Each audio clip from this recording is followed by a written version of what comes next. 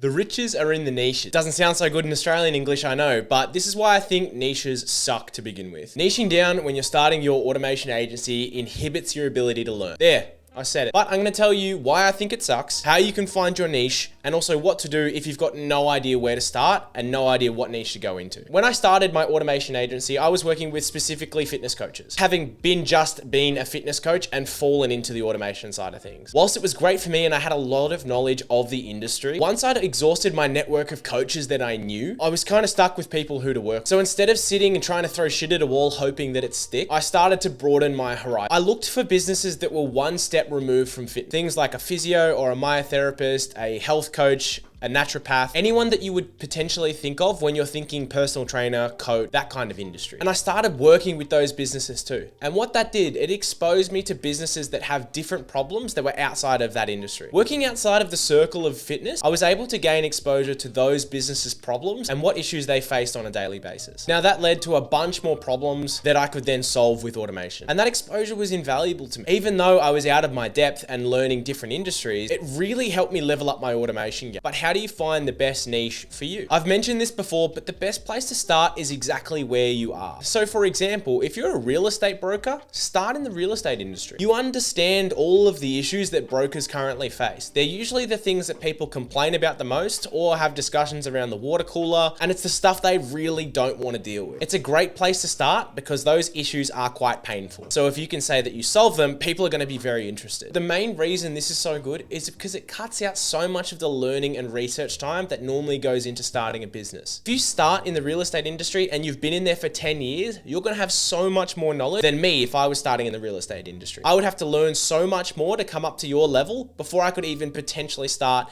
to offer a solution that fixed the problems that I didn't even know about 5 minutes ago. When I started branching out of the fitness industry, I struggled with communicating with different kinds of businesses because I didn't speak their language. I didn't speak their lingo, even though it is English and mine's a little bit bad at times, but I didn't speak in the terminology that they use. And what that does, when someone comes in, an outsider from your industry, and tries to start to speak your lingo, it makes you put walls up. So these people were not trusting, they questioned me, and they didn't fully understand what I was trying to communicate back and forth with them because I was treated like an outsider. And I needed to gain the experience and the respect in order to be welcomed into those circles. And building trust with potential customers, even if you want to work for them for free, is so important for a lasting relationship that's going to be profitable for you, but also beneficial for them. Moving on to choosing where to start. If you have no idea where to start, no experience at all, no niche to lean back on, what do you do? One thing that every person has is a circle of influence. Now, to me, what that is the people who are around you consistently. Now, those people themselves may not have businesses, but I guarantee they will know people with business or access to people higher up in business. I would look at my circle, make a list of everyone who potentially has a business or access to persons with a business. I would then ask to meet with them on their terms and bring them a free, because everyone loves free coffee. And I would sit down with them and explain to them what I'm trying to do.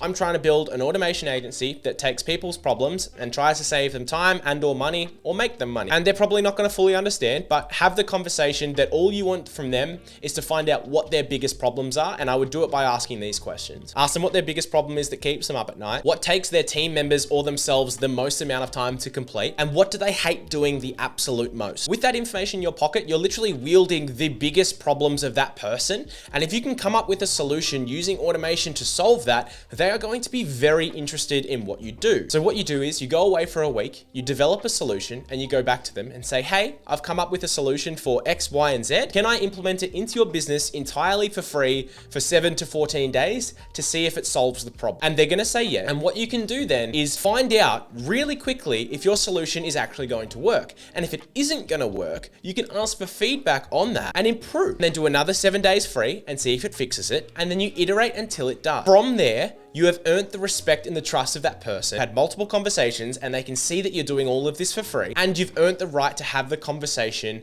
about money. When it came to starting my agency, I desperately wanted to work for paid jobs. Well, that's the reason I got into business in the first place, was to make more money. I needed to earn the right to charge people for it. Because when I started, and when most people start, we suck. And to be honest, I sucked at so many things: communication, timing, even some of the automations. I had no clue of what I was doing. So I needed to earn the right to train like a sports person does before they actually compete at a high level. They need to train. A lot of sports professionals train for years before they get paid for their first game. And what that does, it gives me confidence to know I can actually deliver. Because a lot of us, when we start, I know me, for example, I had imposter syndrome. I didn't think I would be able to deliver on the service or the promises that I'd made.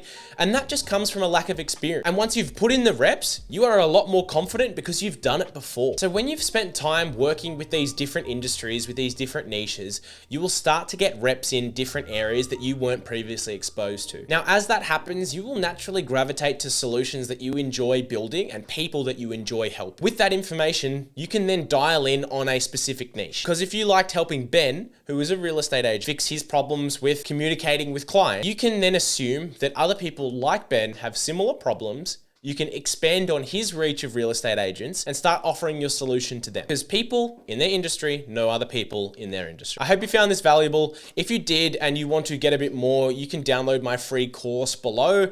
In that link is also a link to our Discord where you can jump in and rub shoulders with people doing this exact stuff as well, helping build an automation agency. Have a great day. Bye.